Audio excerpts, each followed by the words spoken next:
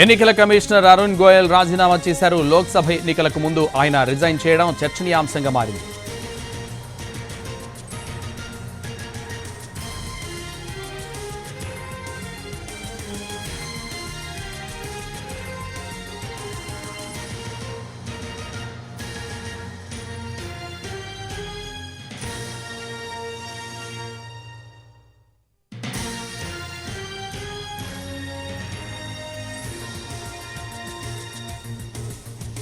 ఎన్నికల కమిషనర్ అరుణ్ గోయల్ రాజీనామా చేశారు. లోక్సభ ఎన్నికలకు ముందు ఆయన రిజైన్ చేయడం చర్చనీయాంశంగా మారింది.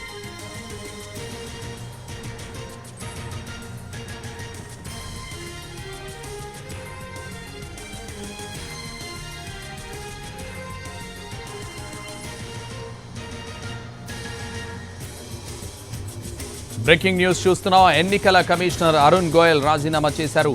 లోక్సభ ఎన్నికలకు ముందు ఆయన రిజైన్ చేయడం చర్చనీయాంశంగా మారింది.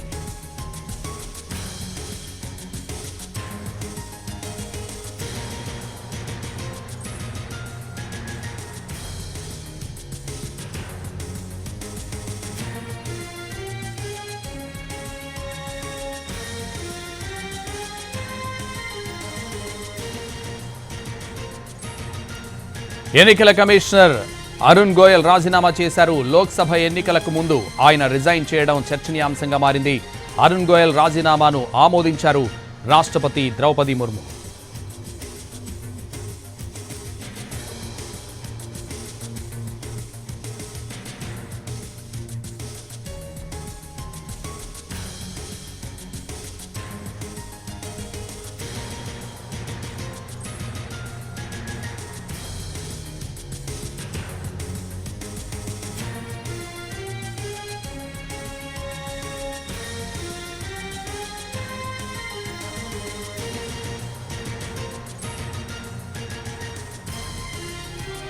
ఎన్నికల కమిషనర్ అరుణ్ గోయల్ రాజీనామా చేశారు. అరుణ్ గోయల్ రాజీనామాను ఆమోదించారు రాష్ట్రపతి ద్రౌపది ముర్ము.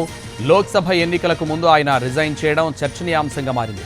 అరుణ్ గోయల్ రాజీనామాతో ఈసీఐలో కేవలం chief election commissioner Rajiv Kumar మాత్రమే మిగిలారు.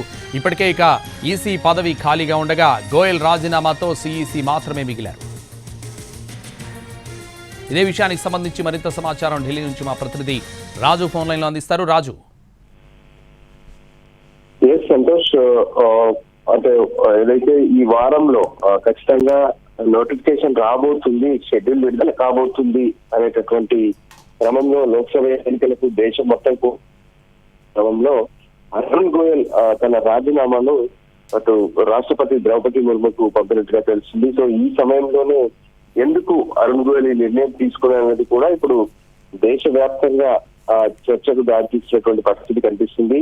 అయితే మరి ఈ అసలు వాస్తవానికి ఎందుకు రిజైన్ చేశారు అనేది ఒకవేళ పక్కన పెడితే, అయితే ఎన్నికల తర్వాతనే దీన్ని యాక్సెప్ట్ చేస్తారా లేదంటే ఇప్పుడు దీన్ని యాక్సెప్ట్ చేయబోతున్నారనేది కూడా కొంత ప్రశ్నార్థకంగా మారుతుంది. అయితే తను ఇప్పటికే అంటే ఎలక్షన్ కమిషన్ లో మొత్తం కూడా అపాయింట్మెంట్ కండిషన్స్ కావచ్చు, సర్వీస్ టర్మ్స్ కావచ్చు, వీటన్నిటిని కూడా 2023 ఏదైతే కాజ్ ఉందో దాని ప్రకారము వెంటనే యాక్సెప్ట్ చేయాల్సినటువంటి అవసరం కూడా లేదు. కమిషనర్ విత్ ఏదైతే 0 అంటే మార్చ్ 2024 నాటికి నోటిఫికేషన్ ఉంది. సో ఎందుకు ఈ నిర్ణయం తీసుకున్నారు దాని మీద అయితే ఇంకా ఒక నిర్ణయం అయితే తీసుకోవాల్సింది. సో మొత్తానికి అయితే తను రాజీనామా చేయడం మాత్రం ఇప్పుడు తర్వాత చర్చకు దారితీసినటువంటి పరిస్థితి కనిపిస్తుంది. Right, thank you Raju.